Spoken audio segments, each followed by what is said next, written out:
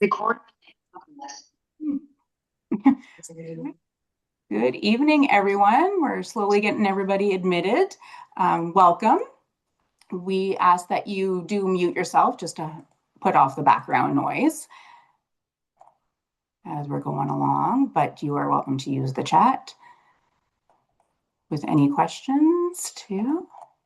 All right, I think we got everybody. So yes, hi everyone. I'm not sure if you can see if Dina still has her camera on. Yes, she does. Hey. Myself and Dina are here tonight from the MFRC here in Halifax. So welcome. We'll get right into it, and the coxswain is going to kick it off. Over to you. And you're mute, yeah.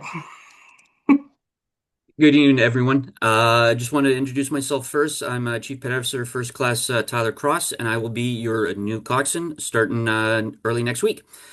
So I just want to say thank you very much for being here.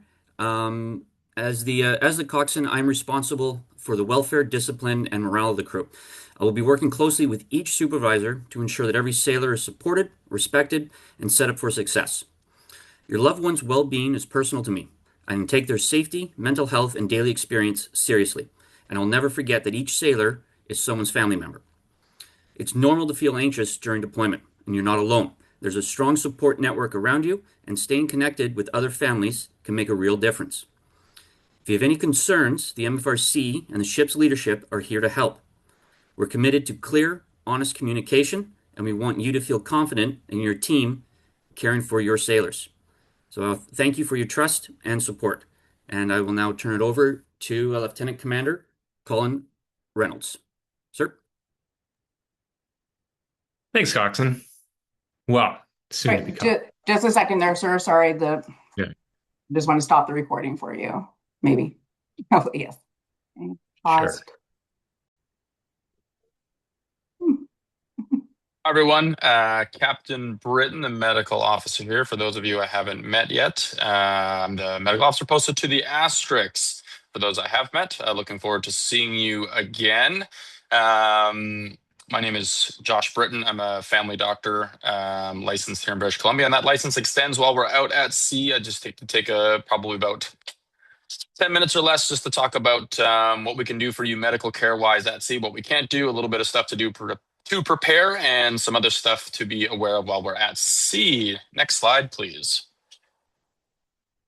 As I've outlined here, we'll do a little bit of chat about seasickness, a little bit of discussion about prevention, then some discussion of what we can do for you, what we can't do, how some of those change when we're alongside. A little bit of a discussion about further supporting your health and well-being while we're out here, and then open to any questions as well. Next slide, please. Okay, so the purpose of this brief is to talk about what medical care is available on the ships, and it's for those aboard a vessel. This is one of our vessels, and it's sort of one of a kind, and so we offer some unique things on here that other ships don't. So some things to be aware of, but first let's talk a little bit about seasickness. Next slide, please. Okay, seasickness is very common. If it's your first time going to sea, I don't want you to be worried about that, but it is quite common. So I want you to sort of have a bit of an idea of what to expect with that regard. It's common to be experienced in the first few days at sea, sort of regardless of the weather or the sea state. But with that said, most people do adjust, and people do get comfortable with the motion at sea and tend to acclimatize to it. If you've been on other RCN platforms, this ship is probably one of the more stable options. That said, there is still a great degree of actual displacement as we go through the sea state, so it can be a little bit different than your other experiences. I also caution people that everyone will get seasick if the right conditions are present, with very few exceptions. So if you've never been seasick in the past, it doesn't mean that it can't happen to you, and in most circumstances, you will recover from this without there being too many challenges. That said, there are a few things we can do, whether you're seasick at the moment or prevent you from getting seasick in the first place. Take us on to our next slide. If it's your first time sailing and you're having any concerns at all about some seasickness, The best way to treat seasick is to not get seasick. And the best way to not get you seasick is to take whatever measures we can beforehand, of which prescribing medications can be possible. Some people do Gravol. There's a long-acting option that you can take, which we have on the ship, but you can also get your own from the local pharmacy. There's also a prescription medication for something called Bonamine, which is the drug name for a generic called Meclizine. If you've heard about that, you're interested in that, most pharmacists are able to provide the prescription for it right at one of our bases. But if that's not the case, you can get in touch with me through the WhatsApp or through email, and I can make arrangements for you. But your own health services center there in the Atlantic also has some options as well. I caution that I don't have that medication at sea with me. It's a special medication that most pharmacists have to actually make up into capsules for you. So if you're interested in trying it, you need to have your hands on it before we depart. And upon arrival to the West Coast, when you get here, will not be enough time to do that. So you'll need to arrange it locally there in Halifax. Because I am over on the West Coast. I didn't mention that at the beginning as well. Next slide, please. Okay, pre-sale. This would be something that most people will already be aware of at this point. But if you're new to us or you're not sure how the whole process works, I can outline it quickly. DAG processes are different between different elements, different sales, different times. For how this sale is working, the best process is to get yourself medically DAG'd. The Atlantic has been doing some different options for people and doing in-person appointments. If you're unable to get one of those, or you want to follow the process that is sort of the bare minimum on my end, I need to see something called a medical personnel readiness questionnaire, the MPRQ. If you haven't received a copy of that, you can get it from the coxswain or from myself. Upon completion of that, send it encrypted to myself and to our current PA, and then we review it. What normally happens after that is everything that we need on there is there to complete your DAG. If any additional information is required, I reach out to you to let you know that those things need to be done. That includes a mental health DAG, that includes an immunizations DAG.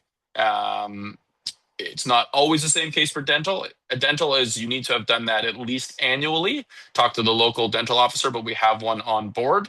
You'll need a separate dental process confirmed. Oftentimes I can look in your chart and see if you have that or not. But if you know for sure you haven't seen a dentist in 365 days, you will need to see one before you come out. Road to Mental Readiness is the CAF's resiliency training. We will be doing that via DLN, and we'll be doing that while embarked. So no concern on that before we go. The last point there is medication. I will talk about this as we go along. We have medication on board, but the majority of the medication I have on here is for emergencies and things going wrong and different environmental circumstances that may come up. We stock some backup. I can't guarantee we would stock the backup of your medication, especially for an extended period of time. Please ensure that you have brought with you onto the ship enough supply of all of your medications to make it through the entire duration of the sail. I suggest being over-planned with that as opposed to under-planned. If you have questions, you can ask me about that or email me at any point in time to discuss that. But the default would be have your medication with you. Should you have medication that requires refrigeration or special storage considerations, we have facilities on board to do that. But we should have a conversation about that before. I would prefer to know before than while we're on the ship. Next slide, please. What can we do for you, and what do we have that can do it on the ship? That'll be coming up next year. Next slide, please. Excellent. Okay. I'm the medical officer on the board. As stated, I'm a physician. We also have with us a physician's assistant. Leaving with us will be Lieutenant Navy Aaron Roberts, and joining us underway at some stage for a little crew swap will be Lieutenant Alberto Cohen. We have a hard-posted, incredibly qualified Master Corporal Paramedic, Jack Shire. And with our dental team, we have Captain Ewan and Dental Technician Sergeant Scow. We also include the first aid services of our casualty clearing team, which consists of 8 crew members. And the civilians with FFS also provide a casualty clearing team as well. Next slide, please. Thank you. Where can we do this healthcare for you? Well, our ship, as I mentioned, is rather robust with medical supplies. We have 2 offices to have private conversations and complete regularly scheduled appointments for you. We have ward beds akin to a rural hospital, basically, on board where we can have up to 5 people at a time on different degrees of medical monitoring and oxygen provision. We also have 2 trauma beds on board in the event of something more serious happening. We try not to use those, but we are well outfitted in the event that we need to. Additionally, we have humanitarian disaster stores should we run ourselves into a scenario where we need to provide help to others. And this ship is one of our platforms that could be used for damage control surgery with an embarked forward surgical team, which is more just an interest point than anything else. Next slide, please. What can we do here? We offer sick parade just the same as any Canadian Forces Health Services Center would offer for you. We can also book appointments. And on top of that, on our dental side, we can do emergent and primary dental care. Medication we offer, again, is highlighted to be emergency and short supply refills of things that have gone wrong. We have normal access to the health record system, the electronic medical record system. So I can pull up on your chart stuff from previous medical encounters. And then we also have some limited availability, which depends on personnel embarked. But even then, still limited lab testing capabilities. We can do some ultrasound for some more emergent diagnoses. And then we can provide inpatient care, which is done on those ward beds. And for the sake of knowledge, for those sailing with us, we are looking to arrange to be one of the Navy's options to provide blood at sea, blood products in the event that you have a major bleed. So we are trialing that capability here at sea. Next slide, please. Access to us. There will always be a medical member of the medical department on call while we are alongside. So if we're ever at any of those ports and something goes wrong, before we get off the ship, we will be given a duty phone number that you'll be able to contact.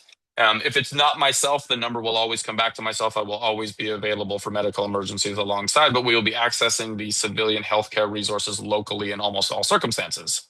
While we're underway, there will always be a member of the medical department in the sick bay for regular working hours, where you can be seen for sick parade and the hours listed below, although they are subject to some changes, and appointments, which we can schedule for you. So come on down and we can schedule those for you. I'm reachable on WhatsApp, and in the event of an emergency, we can always follow the regular RCN procedure of piping casualty ×3. Next slide, please. Dental, also the same relative access. It's in the same area of the sick bay. We're down on the tween deck, which is 1 below 0 deck. Appointments and regular dental care as well. And Captain Nguyen, our dental officer, can be reached by WhatsApp as well. This is a quick reminder, a PHA, a periodic health assessment, a physical, a routine medical. Those are all the same terms, and they are not the same as a medical DAG. They're exclusive for one another. You can be up to date on your PHA, and that doesn't mean you've DAG'd green. And you can be DAG'd green without necessarily having completed your PHA. That said, there's a frequency with which we do these for people. You get one at enrollment. You need one within a couple of years of completing your enrollment. And then after that, it's every 5 years until you turn 40 years old. And then after the age of 40, it's every 2 years. All that means is if you're unsure of your PHA status, you can reach out to us or to your local CDU. We are able to complete your PHA Part 2 at sea only if you have completed your Part 1 prior to you coming on ship with us and that we have access to those records. That takes a little bit of logistical organizing. If you haven't previously discussed that with us, please do. But we are capable of getting you caught up on your PHA if the proper prior steps are taken. Next slide, please.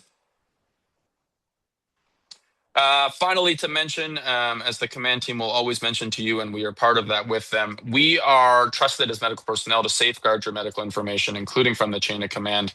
When you have a medical concern, the information that we as a medical team relay back up is sort of scrubbed clean of medical information. We say things that are limiting you at work, but we don't say they're limiting you because you have pneumonia or a different diagnosis. So there's extra efforts made to maintain confidentiality wherever possible. Additionally, we will have a Padre with us on board, and to talk about mental health, you can engage my Padre, myself, or anyone you trust in a chain of position command. And we will take extra care to make sure we're looking out for that aspect of your health as well. Next slide, please. brings us to questions. Looking forward to being out there with everyone. This is my second deployment with the Asterix here, the first one coming in Latitude. We have a very capable team. We have very capable resources, and we feel very confident that we can take very good care of you out at sea. But if you have any questions, please feel free to raise a hand, unmute yourself now, or throw something in the chat, as I will also be signing off after this over here. But I'm here now. I don't think there's anything in the chat, Dina. There is nothing in the chat so far. Okay. But we know where to reach you if there comes some, right? Yes, absolutely. I'm on the WhatsApp group. I think my name first and last is in there. If you're looking to email me, it's joshua.britton@forces.gc.ca. If you're in the GAL, use either account. I'll put it in the chat if anyone's looking for it as well. Happy to be reached about any of your medical concerns that I can get you set up with before we go. And if you have one, earlier is better to reach out, because we all take a bit of pre-deployment leave before we go, and I'd hate to miss your correspondence over that. There's just one question. Are East Coast people able to request medication from the West Coast pharmacy? Yes, the logistics for that will be a little bit of a challenge. If you are interested in pursuing that option, I highly recommend you reach out to me individually. With the time that you're arriving for your sale, the pharmacy, the arriving pre-sale, as far as I know, a lot of people are coming in on the 14th, 15th. The pharmacy will only be open that one day. I can't guarantee they have the stock of a specific medication that we would need. So my strongest suggestion would be to not rely upon that option. But if that is the only one that would work, I think we can make steps to hopefully have that happen. But please reach out to me individually. Makes sense. Good question. He said thank you. You are very welcome. Awesome. Okay. And again, yeah, if there's any questions after the fact, you know how to reach them. If not, you can always reach out to us and we can pass them along for sure. Thanks, everyone. Take care. Thank you, sir. All right. Well, we're moving right along here. Now we'll get into the MFRC portion. So we'll start with our land acknowledgement. We'd like to acknowledge that we are in Mi'kma'ki, the ancestral territory of the Mi'kmaq people. This territory is covered by the treaties of peace and friendship. We are all treaty people. And basically, we're here to help strengthen the well-being of all of those who share the unique experience of military life. And this makes it a little bit more unique as you're deploying from the opposite coast that you are posted in. So we're here to help navigate through that journey. So military family navigators, myself and Dina here are the navigators that will be your contacts for this deployment from February until, well, we said October, September sometime. So we are here to help answer your questions, get you connected. I've been with the MFRC for over 20 some years. I was a military kid, grew up in a military family, as well as served myself. I'll let Dina introduce herself. I'm Dina Creer. I've been with the MFRC for about 25 years now in various roles. A navigator is where I put my heart and soul in. So please reach out if you have any questions. Yes, Dina and I are seasoned staff for sure. We've been here a long time. Awesome. Yeah, and if it's something that we don't provide in-house through the MFRC, we have a wealth of knowledge and referrals out into the broader community as well to get you the support that you need. All right, who we serve. The CAF member, Reg Force reservist, spouse, partner, however you identify that relationship, parents of CAF members, children, including adult children, relatives, you got a grandma that really wants to be involved and connected. Anybody you as the member consider family is who we consider family and who we provide support to. So this is our family connection form. So you may have already filled out paperwork on the Esquimalt side, possibly for the MFRC. I know they spoke about it during their briefing the other night, which we will give you the recording link to. So, but this is ours. So I will send this electronically to to Miles, and you can fill it out electronically and then send it right back to us. And this is just how we connect with your family. We do some check-in calls, say hi, what's up, how you doing, any questions, just let people know of any activities or social connections that are going on. Just to say hi and check in. And you might think, well, if this is my 10th deployment, my family is used to it, have that conversation so that you know to make sure that they do get connected should they ever need to. So I'll send that out too. So this, how we connect with you. Using that form, we do check-in calls, maybe some texting if that's easier for you. Esquimalt MFRC supports, they do have a Facebook group for the Asterix network. That is the link, which we will send out. Again, I will send that onto the ship to pass on to the crew. So they are a great resource, and we have a great working relationship with the Esquimalt MFRC. Marlena is a very good point of contact for us, so we're chatting all the time to make sure the families are supported regardless of where they are located. Now, on the flip side, how you can connect with us, that's our phone number there, and that is a 24/7 line. So any time of day, you will get a person to be able to answer your questions. Our email, Dean and I both have access to the deployment email, and that's a starting point for you as well to reach out, ask the questions. You wake up at 2 o'clock in the morning and you're thinking of something, send us an email. We're not going to get it at 2 o'clock in the morning, but send us an email and ask the question so you can get the right information. And again, programs, we're all about, you know, building those connections, building that support network. You know, come out and have a coffee or a tea. Dean and I are big tea drinkers. Come and have a tea. So we want you to feel supported and connected. Duty Padre. So that 24-hour line that I mentioned is what you want to remember. So in the event that you need to reach a Duty Padre for whatever reasons, sometimes we think of medical emergency at home, the Duty Padre is the great resource. So you call our information line and they'll get the Duty Padre to connect with you. Our staff will need some information. So that's like what deployment you're experiencing, the rank and the full name of your CAF member deployed. Again, ship and unit. Family, your name, phone number to connect the Padre to, and then just, again, the general nature of the situation. And the Duty Padre's role is to, you know, get the information and be able to connect with your member in the most timely and respectful way. Deployment checklist. So this is, you know, all best laid plans, all that what if stuff, right? So again, staying connected and informed, knowing the operation that your loved one is going on, knowing how to reach us, how to reach Esquimalt for any questions that you may need answered. Emergency preparedness. Well, you know, we're having another storm on Sunday. So what does that look like for you, right? And preparing that, and where your deployment is going to cover a few of the seasons, thinking of all that too, your home and vehicle prep, you know, changing the winter tires over, who's going to mow lawns if you're not the one to do it, all those types of things. Medical and health coverage. That's where sometimes that power of attorney stuff comes into play as well. Financial and legal readiness. Do you have a will? Is it updated? Making sure your loved ones are on, you know, all the accounts or all the things that they may need access to while you're away. And those important documents and travel, if there was going to be some travel like throughout the HLTA process, making sure those are all up to date and renewed as needed. Oh, and then I'm passing it on to Dina. Hi, everyone. So the deployment, the MFHC offers several programs and resources to ensure that families have access to practical assistance, social supports, and information to help navigate deployment success. We have a family care plan. This is a CAF requirement designed to ensure members' dependents have a care plan in place in case of deployment emergencies and extended absences. These documents help family establish caregiver, emergency contacts, and financial arrangements.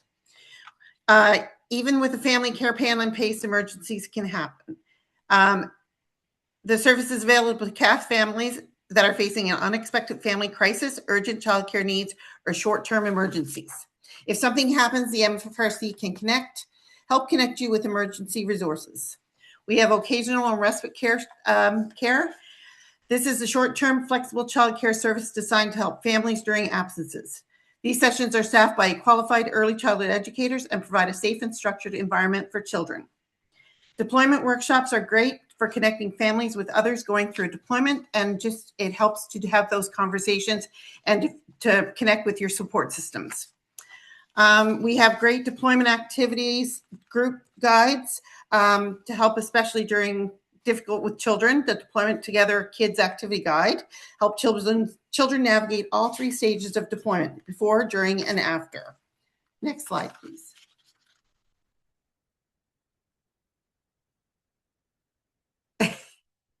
Thank you. Making a communication plan before deployment is one of the best ways to manage expectations and to reduce stress. A strong communication plan ensures that everyone understands the realities of deployments, communication, and knows what to expect when things don't go as planned. Be cautious of social media and rumors. During deployment, it's common to see rumors on social media or the news. Not all information is accurate, and missions can change quickly. If you're unsure about something you've heard, check with your loved one or the MFRC for clarification. Also, be mindful that what you post online, operational security, is critical for both safety and mission success. So something as simple as mentioning ships movement, schedules, or delays can compromise security. If in doubt, don't post it. Setting expectations in communication frequency before deploying. Talk about how often will you connect? What's realistic given schedules and time zones? What communications options will be available? Some deployments may have limited access to Wi-Fi or phone service, so it's important to set realistic expectations about how often communication will happen. Technology issues is, trust me, technology will fail. There may be times when technology doesn't cooperate. Calls may drop, video chats may freeze, or messages can be deleted. Something to talk about: what will you do if a call drops in mid-conversation? How will you handle long periods of no contact?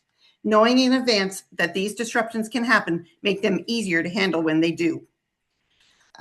Figure out what you want to share, what you don't want to share, what people want to know about what they do.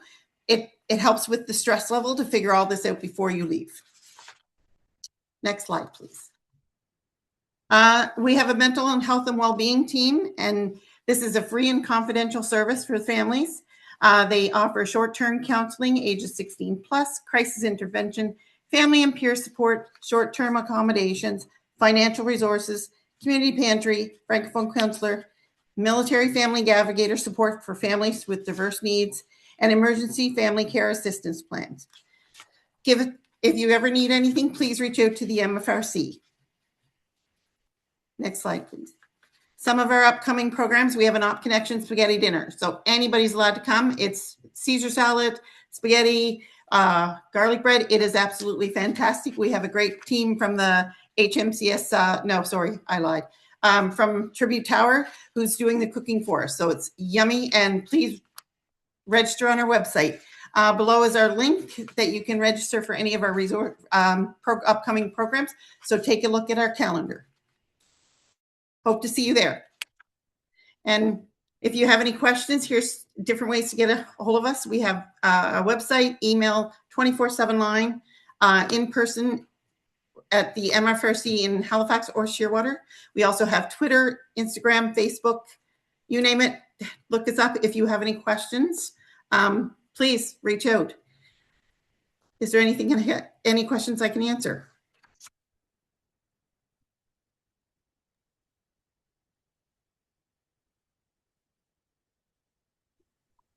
Yeah, I'm going to stop sharing. There we go. Yeah, so if there's any questions, you can use the chat or unmute yourself. And again, like we said a few times, if you have any questions after the fact, definitely ask before the day of. And yeah, and we hope to see you during this deployment sometime. And no question is a bad one.